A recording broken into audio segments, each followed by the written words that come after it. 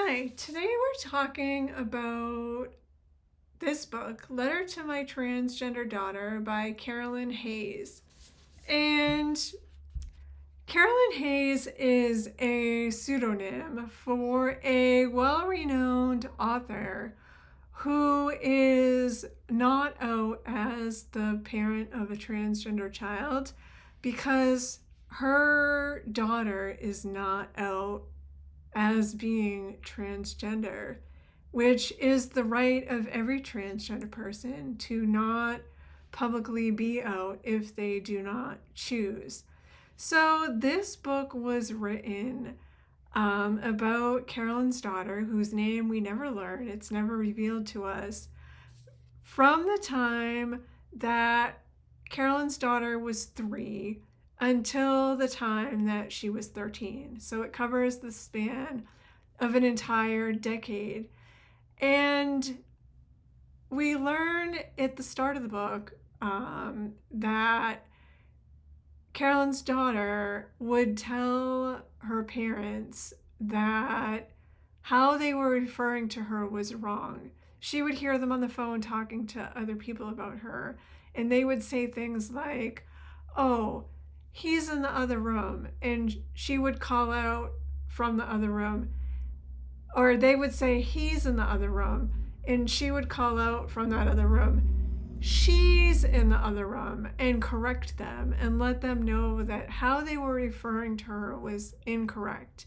And she would say that it wasn't that she felt like a girl or she wanted to be a girl, it was that she was a girl, right? So sometimes you'll see young children playing and they will like want to pretend to be um, someone of the opposite gender, like they want to dress up as, a mom or a dad or a princess or something because they're playing pretend. Well, for transgender children, it's not about pretend, it's about who they feel that they are in the core of their being, which was true for Carolyn's daughter. And so when people would meet her, what a lot of people recognized about her, even before they knew, was that she was a girl. And so when Carolyn told people in confidence that her daughter was transgender, a lot of them were surprised because they were like, "Oh, we just thought she was a girl." And so over the course of that 10-year period, what the story centers about, the main story of this book is that when her daughter was young, somebody, they believe it to be one of the neighbors, reported the family to the Department of Health and Human Services for what that person believed to be was mistreating their child, for not using the right name, not using the right pronouns, dressing them in the wrong clothing, essentially for not treating them in the way that that person believed that the child should be treated, right? Not doing anything wrong, really, but it was something that that person found to be incorrect. And so the Department of Health and Human Services knocks on their door and is like, "I'm here to investigate your family." And it's every parent of a transgender child's worst nightmare. What do you do? And what we learn is that when that happens, they have to interview every single person in the family one at a time, separately and alone. And then they write a report and they'll come to a conclusion about it. And it works out favorably for the family. And then the person who does the interviewing in the book says that they were going to take that case, eventually went to court because they were like, it shouldn't have come to this. We shouldn't have had to do this full investigation just for a transgender child, because there are transgender children and it shouldn't have been this way. But it was that way. And so the beautiful side of that story was that they were able to get letters and statements from people in the medical community and in the school and their friends and family, all in support of their daughter. And they made a binder and was like, if this can help at all, these people love and support our child. But at the same time, they ended up leaving their home and moving to another state, and not only another state, but like a whole different part of the country. They were originally from the South and they moved somewhere up into New England. They're very vague about the details and the specifics of their life.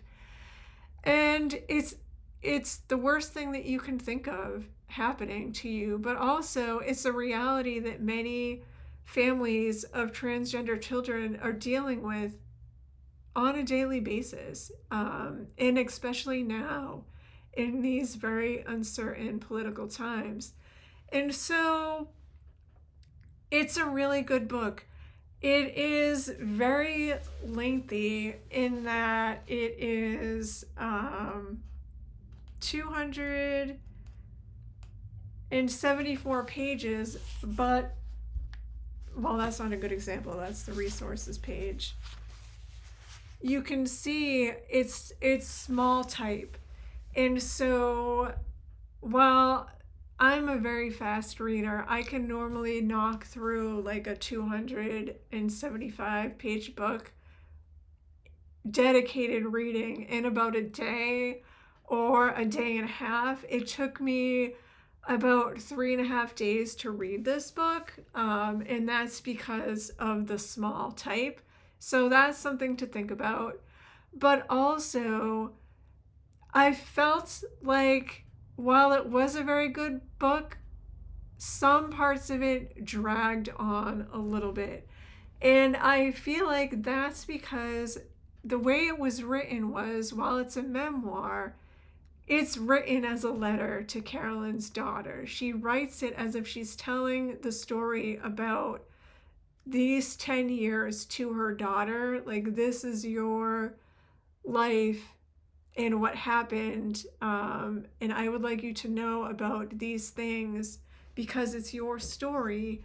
And so while that's very beautiful, I feel like there's some not extra details, but maybe some extra details that maybe were added in to fill the story for her daughter that maybe wouldn't have necessarily been there if she was writing it for just a general book audience. I'm not sure.